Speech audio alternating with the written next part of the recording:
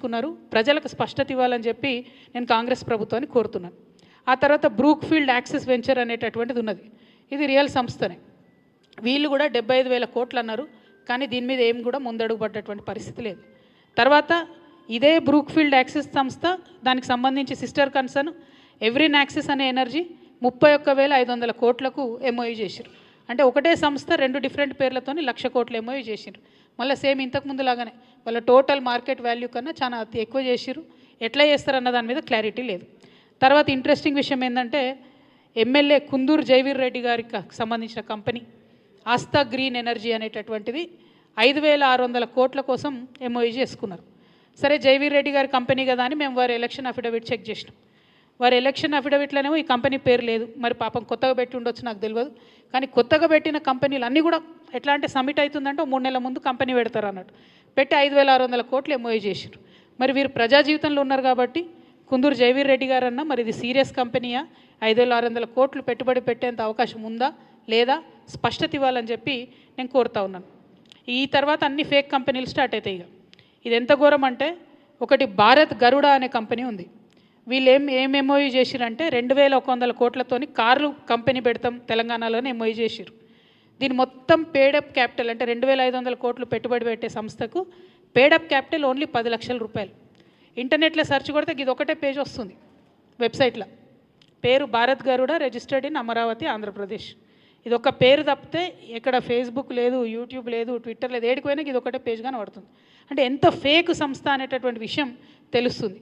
తర్వాత అతిరథ్ హోల్డింగ్స్ అనే ఒక సంస్థ, అది కూడా అంతే, 10 లక్షల కంపెనీ, పెట్టుబడేమో 4,000 కోట్లు పెడతాం. ఎస్ఎల్ఆర్ సురభి 1 లక్ష కంపెనీ, పెట్టుబడేమో 3,000 కోట్లు పెడతాం. ఆర్సిటీ ఎనర్జీ 5 లక్షల ఉన్నటువంటి కంపెనీ 2,500 కోట్లు పెట్టుబడి పెడతామని చెప్పి ఫేక్ ఎంఓయూలు చేసుకున్నారు. ఇక నా దగ్గర చాలా ఉన్నాయి, ఒకటి ఒక 4-5 కంపెనీలు ఉన్నాయి.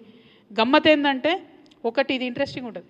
ఈ ఉర్సా క్లస్టర్స్ అనే కంపెనీ మొదలు 500 కోట్లు పెట్టుబడి పెడతామని తెలంగాణ గవర్నమెంట్తో ఎంఓయూ చేసుకున్న తర్వాత కంపెనీ రిజిస్టర్ చేశారు. ఎంత గమ్మత్ అంటే ఇవి అసలు మరి మామూలుగా లేవు దారుణాలు. ఇవన్నీ డీటెయిల్స్ ఇవన్నీ కూడా మేము అప్లోడ్ చేస్తాం. నేను మీ అందరితో కోరేది ఏంటంటే ముఖ్యంగా I appeal to the youngsters of Telangana, we need to expose these fake MoUs. మేము చేసిన రీసెర్చ్తోని we found out about 10-20 companies which we will upload online. నేను అపీల్ చేసేది తెలంగాణ యువకులతోని, దయచేసి మీరు కూడా రీసెర్చ్ చేయండి. ఫేక్ ఎంఓయూస్ ఏవైతే ఉంటాయో వాటిని ఎక్స్పోజ్ చేద్దాం. కాంగ్రెస్ ఫేక్ ఎంఓయూస్ అనేటటువంటిది ఇవందరూ పట్టుకోండి, అటు కూడా ఇవ్వండి. కాంగ్రెస్ ఫేక్ ఎంఓయూస్ అనేటటువంటి మనం ఎక్స్పోజ్ చేయాలి. ఎందుకంటే ఒక పక్క ప్రజలు సఫర్ అవుతుంటే, అగ్ని ప్రమాదాల్లో చచ్చిపోతుంటే, ఎక్సైజ్ వాళ్ళ మీద దాడులు జరుగుతుంటే విదేశాల్లో ఉన్న ముఖ్యమంత్రి గారు స్పందించారు. ఇంకొక పక్క 3 ఏళ్లలో 30 సార్లు విదేశాలు తిరిగి గ్లోబల్ సమ్మిట్లు 3 పెట్టి, తెలంగాణలో గ్లోబల్ సమ్మిట్ పెట్టి పెట్టుబడులు వచ్చేస్తున్నాయి, ఉద్యోగాలు వచ్చేస్తున్నాయని మోసం చేస్తున్నారు. ఇంకొక పక్క పాత ప్రభుత్వం ఇచ్చినటువంటి ఉద్యోగాలకు వారు మళ్ళీ ఇప్పుడు ఏదో నోటిఫికేషన్ ఇచ్చినట్టు ప్రభుత్వ ఉద్యోగాలు ఇస్తున్నారని అట్లా మోసం చేస్తున్నారు. కాబట్టి తెలంగాణ యువకులకు నేను పిలిపిస్తూ ఉన్నాను, #fake MoUs, Congress fake MoUs, వీటిని ఎక్స్పోజ్ చేద్దాం దయచేసి. ఎందుకంటే ఈ ప్రభుత్వం ప్రజలను ఎంత మోసం చేస్తుందో మనం తెలుసుకోవాలి, తెలియజేయాలి. మనమేమనుకుంటాం, ఇన్ని లక్షల కోట్ల ఇన్వెస్ట్మెంట్ వస్తుందంటే ఎన్ని వేల ఉద్యోగాలు వస్తాయో అనుకుంటాం. కానీ ఇదంతా తప్పుడు ప్రచారం అనే విషయాన్ని కాంగ్రెస్ ప్రభుత్వాన్ని ఎండగట్టాలని చెప్పి నేను కోరుతా ఉన్నాను. దీని మీద తప్పక మనం చర్యలు తీసుకోవాలి. కాబట్టి యువమిత్రులందరినీ కూడా ఇన్వైట్ చేస్తున్నా. సో ఇట్లాంటి అనేక అంశాలు ఒకటి తెలంగాణ జాగృతి రేపటి నుంచి అనేకమైనటువంటి అంశాల మీద కంటిన్యూస్గా పోరాటాన్ని తీసుకోబోతా ఉన్నాం. ఈ ఎన్నికలు అయిపోయిన తర్వాత ఫిబ్రవరి 20 తర్వాత మరి మా జనం బాట ఏదైతే మిగిలిన జిల్లాలు ఉన్నాయో అది కూడా స్టార్ట్ అవుతుంది. దాని తర్వాత ఇంకా పెద్ద ఎత్తున ప్రజలకు వెళ్తామని సందర్భంగా తెలియజేస్తూ, మరొక పక్క బీఆర్ఎస్ పార్టీ రాచరిక పోకడలతోని ఎవరిని పెడితే వాళ్ళకు ఓటేయాలని బెదిరిస్తుంది. ఇంకొక పక్క కాంగ్రెస్ పార్టీ మోసపూరితమైనటువంటి విధానాలతోని తెలంగాణను వంచిస్తుంది.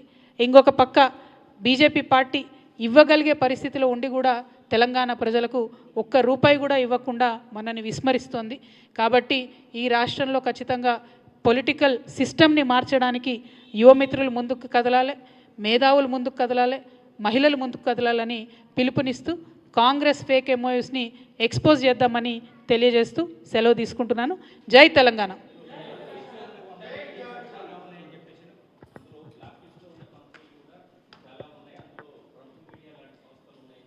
బ్లాక్ లిస్ట్ కాదు, అసలు ఎక్కడ వాటి మీద ఏం దొరుకుతలేదు. గోస్ట్ కంపెనీస్, ఒక వెబ్సైట్ దొరుకుతలేదు, ఒక బ్లాక్ లిస్టెడో కాదో నాకు తెలియదు.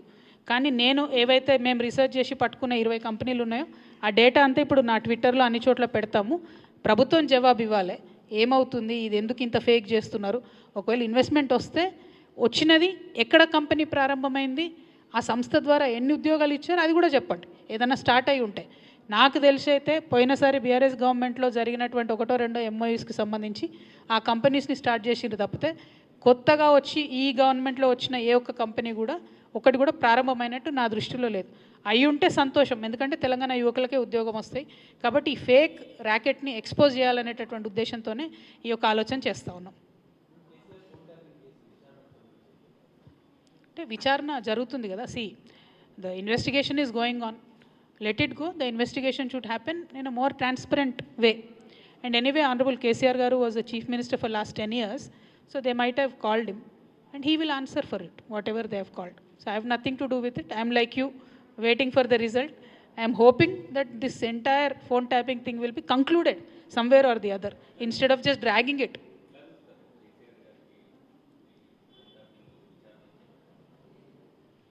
నేనేమంటున్నా బ్రదర్, మన ఏం జరిగిందో నాకు తెలియదు. చట్టానికి ఎవరు కూడా అతీతులు కాదనడానికి మాత్రం మనము ఆలోచన చేసుకోవాలి. సేమ్ థింగ్ నిన్న కేసీఆర్ గారిని ఫోన్ ట్యాపింగ్ పిలిచిన తర్వాత కూడా మళ్ళా వర్కింగ్ ప్రెసిడెంట్ కేటీఆర్ గారు మాట్లాడుతూ అనేకమైన అంశాలు చెప్పారు. విచారణకు పిలవడం నేరము ఘోరము అన్నట్టుగా మాట్లాడినారు. నేనేమంటున్నా, ప్రజా జీవితంలో ఉన్నప్పుడు అనేకమైన అంశాలు ఉంటే వాటి కాన్సిక్వెన్సెస్ ఫేస్ చేయాల్సి వస్తుంది. సో ట్రాన్స్పరెంట్గా విచారణ కొనసాగడానికి అందరం కూడా సహకరించి ఈ అంశాన్ని ఎంత తొందరగా క్లోజ్ చేస్తే అంత మంచిది. Thank you.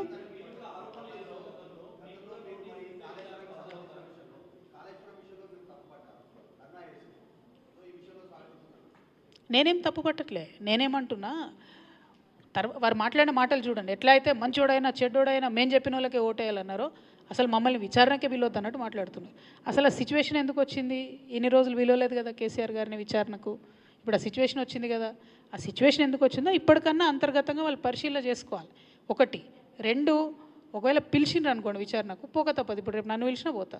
నన్ను కూడా అప్పుడు ఈడీ సిబిఐ పిలిస్తే పోతే కదా. నేను చేసినా నేరం చేయలేదా అనేటటువంటిది నేను చేయలేదని నా మనసుకు తెలుసు, కానీ అది ప్రూవ్ అవ్వాలి కదా. ఇప్పుడు కూడా అదే జరుగుతుంది. సో చట్టానికి అందరం కూడా సహకరించాలి. పిలిచినప్పుడు పోతాం.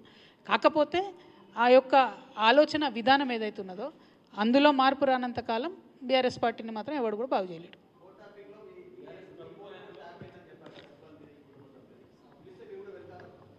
తప్పకుండా చట్టానికి సహకరిస్తాం కదా. చట్టానికి సహకరించకుండా ఎందుకుంటాం? వెళ్తాం.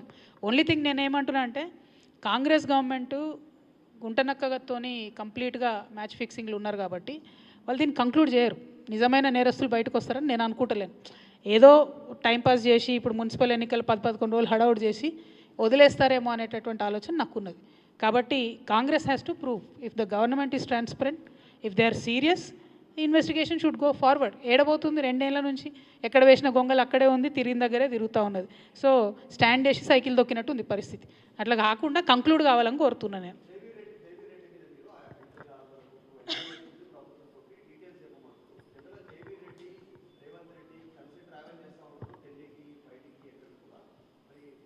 అంటే జైవీర్ రెడ్డి గారు రేవంత్ రెడ్డి గారు ఎంత క్లోజ్ అన్నది నాకు తెలియదు, నాకు అనవసరం కూడా.